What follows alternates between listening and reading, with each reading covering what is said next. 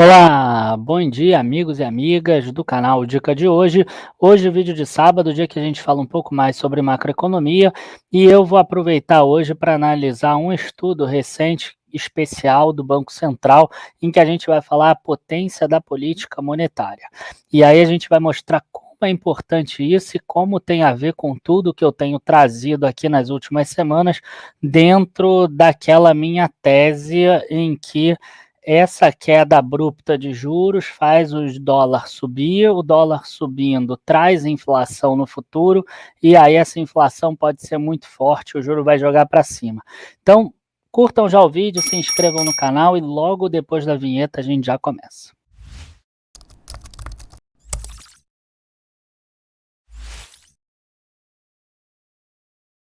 Bom, gente, antes de mais nada, é importante deixar claro o seguinte, né, que eu entendo perfeitamente as pessoas que colocam no comentário aqui falando assim: "Ah, então qual a solução, por acaso? Aumentar os juros, fazer com que a economia pare e etcétera?".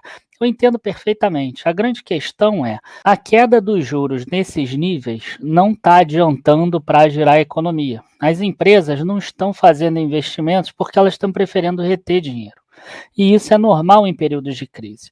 Então é muito difícil a gente usar aquele modelo bonito macroeconômico em períodos de crise, porque o período de crise ele não é um período normal, ele não é aquele período que a gente está acostumado a lidar dentro do modelo. Então, da mesma forma que você, quando fica doente, por exemplo, você toma um remédio que às vezes vai fazer mal para uma outra parte do teu corpo, mas você sabe que você tem que tomar aquilo para acabar com um sintoma determinado, e depois você se preocupa com o resto, a política econômica funciona da mesma forma. Então, os juros hoje não estão resolvendo, e a gente vai mostrar hoje, agora com o estudo do Banco Central, como isso pode ser maléfico lá no futuro. Bom, então eu já estou aqui compartilhando a minha tela, e como vocês podem ver aqui, são estudos especiais do Banco Central. O Banco Central tem uma página linda de estudos que você pode ver lá com relação à macroeconomia. Se der, até eu trago outros nas próximas semanas. Mas vamos dar uma olhada aqui nesse estudo e a gente vê que o Copom tem enfatizado que as transformações recentes do mercado de crédito e capital tendem a aumentar a potência da política monetária. E vocês vão entender o que que é isso. O que que é isso? Os juros, eles conseguem fazer com que hoje o impacto de uma queda de juros seja maior na economia, tá? Ou uma alta de juro vai ter um impacto negativo também maior na economia. E vocês vão entender por quê. Este estudo procura trazer algumas evidências nesse sentido por meio de 2 exercícios conduzidos de forma independente. Vamos dar uma olhada primeiro aqui na taxas de juro e composição do crédito no Brasil. E aqui a gente vê uma linha, né, que vai desde 2011 até 2020, né? Então a gente tem aqui janeiro de 2011 a janeiro de 2020, e a gente vê aqui algo que chama atenção, que é essa linha tracejada verde aqui, que são recursos direcionados na pessoa jurídica. A gente vê que ele sobe aqui e depois cai. E também a gente tem recursos direcionados na pessoa física, que é esse aqui de baixo, ó, que estava pequenininho, ele subiu muito e ele se mantém nesse nível daqui. Tá bom, Daniel, mas que diabo é isso de recurso direcionado? É assim, os créditos eles têm 2 formas de recurso. Você tem aquele recurso livre, que são as instituições emprestando para diversos fins, ele não tem um fim determinado, tá? E você tem, por exemplo, financiamento imobiliário, crédito rural, aqueles financiamentos do BNDES, eles têm um crédito que é direcionado. Esse recurso, ele acaba sendo direcionado para um determinado fim. Então, o dinheiro que é captado na poupança, ele é direcionado apenas para financiamento imobiliário, por exemplo, tá? Então, você tem um direcionamento nesse caso, e aí você não pode usar de outras formas. Normalmente, o que a gente vai ver é que esses créditos direcionados, eles têm menos aderência à queda ou à alta da taxa de juros, enquanto esses recursos livres vão ter mais aderência. Quer dizer, uma queda da taxa de juros vai promover uma queda do crédito no recurso livre, mas talvez não vá produzir uma queda, pelo menos não de forma tão grande, no recurso direcionado. Bom, continuando aqui, a gente vê que, em percentual do PIB, esses dois créditos direcionados aqui, eles chegaram a bater 26,5% do PIB, tá? Em 2015, quando o BNDES estava lá na farra dos créditos dos empréstimos via BNDES. E em termos de percentual da carteira de crédito total, a gente chegou aqui a quase 50% de recursos direcionados, que são essas duas linhas aqui de cima.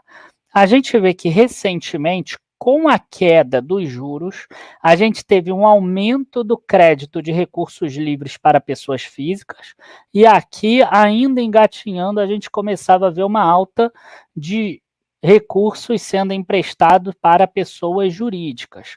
Tá? Enquanto isso, recursos direcionados, a gente via que não tinha essa alta de crédito com a queda de juros que a gente viu. Aqui falam das taxas de juros, acho que é desnecessário a gente mostrar que a Selic chegou a 14,25, que agora caiu para 3, e aqui a gente fala da TLP, que é uma taxa nova desde 2018, 2017, vocês vão ver aí que vídeos antigos no canal na época que foi feita a TLP, a importância dela, né? A grande questão aqui é, a gente parou de ter crédito subsidiado, pelo menos tanto crédito subsidiado como a gente tinha lá até 2015, mais ou menos.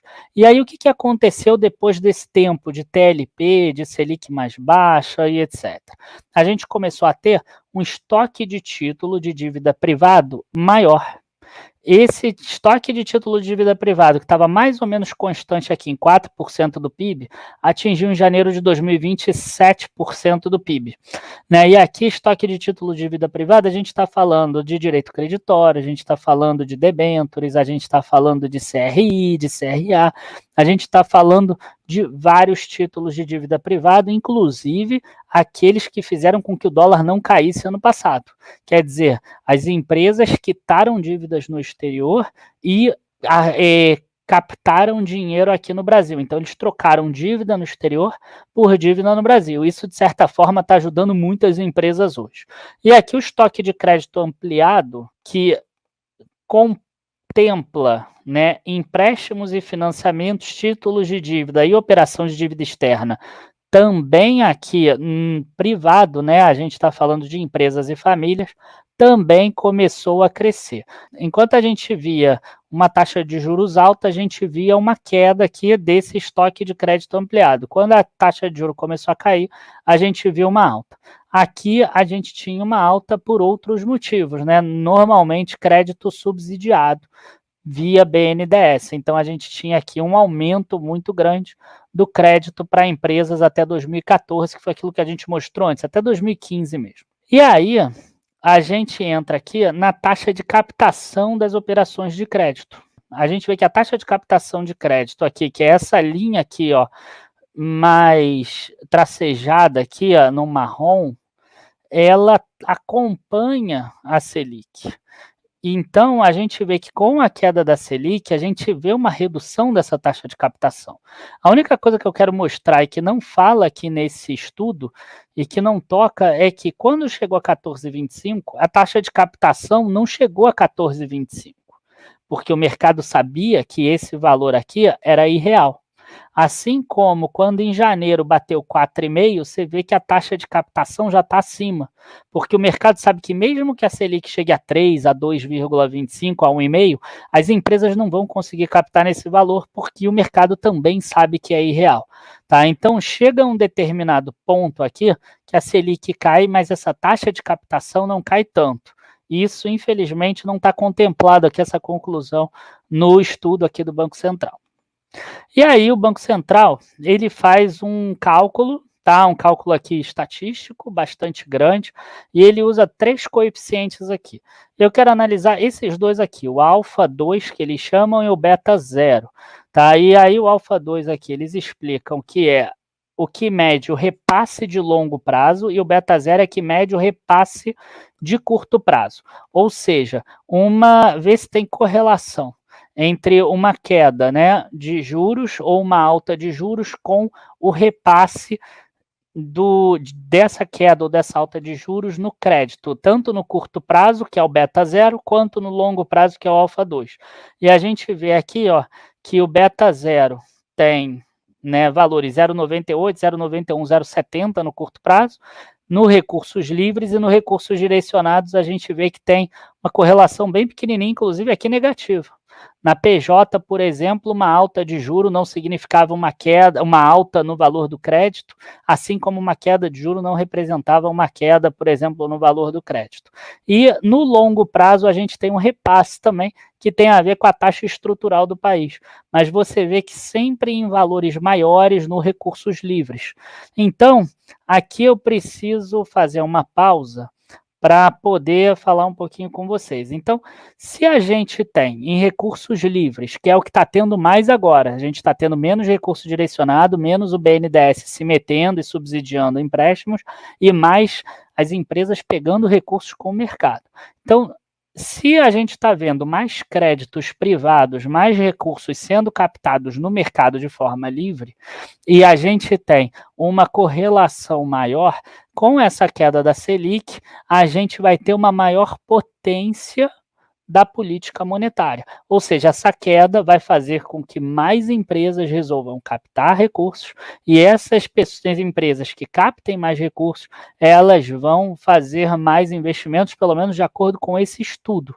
Eu não concordo em 100% das coisas, mas pelo menos de acordo com esse estudo e de acordo com esses dados, mesmo que tenha talvez um atraso, as empresas iriam captar esses recursos, elas vão aproveitar essa queda de valores e vão fazer investimentos ou mesmo vão fazer formas de que aumente a capacidade produtiva, por exemplo.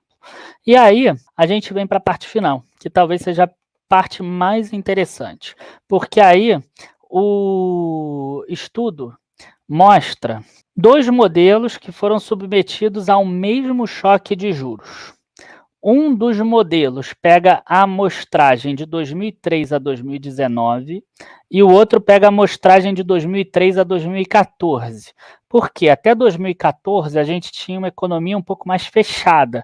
A gente tinha uma economia que tinha mais recurso direcionado, que tinha crédito subsidiado, que dependia mais do Estado, do BNDES, que o preço, por exemplo, do barril do petróleo, ele não era mercado, era o presidente lá que decidia o valor do mercado. Então, se ele queria subsidiar, ele botava o preço mais baixo. Às vezes o dólar subia e o preço do barril do petróleo não subia, então a gasolina se mantinha mesmo com o preço do barril no exterior mais caro. Então tudo isso acabava segurando a inflação ou jogando a inflação. Hoje não. A gente tem uma economia muito mais de mercado. Então, qual é a grande questão aqui que a gente vê? Se a gente pega a Selic aqui, ó, isso aqui a gente está falando em base points, quando a gente aumenta a taxa de juros e ela fica acima daquela taxa estrutural, aquela taxa que deveria ser a padrão do nosso mercado, a gente percebe que você tem um aumento maior do hiato do PIB, né, do produto interno bruto. Por quê? Porque hoje em dia a economia está muito mais movimentada pelo mercado do que o Estado segurando. Então, na hora que a gente tem um aumento da Selic, a gente tem um problema maior dentro do mercado. Igualzinho a inflação acaba caindo muito. Então, um aumento aqui da Selic faria, por exemplo, a inflação cair muito, né? Cair muito mais do que cairia na amostragem de 2003 a 2014. Agora, o que é hiato do PIB, né? Porque vocês podem estar perguntando isso. O que é esse hiato do produto, no caso? Então, o que a gente tem? A gente pode decompor o PIB em dois componentes, né? A tendência de médio ou longo prazo, que é o produto potencial ou tendencial, e a gente tem o ciclo de curto prazo. O hiato do produto é a diferença entre o produto que é observado e o produto tendencial.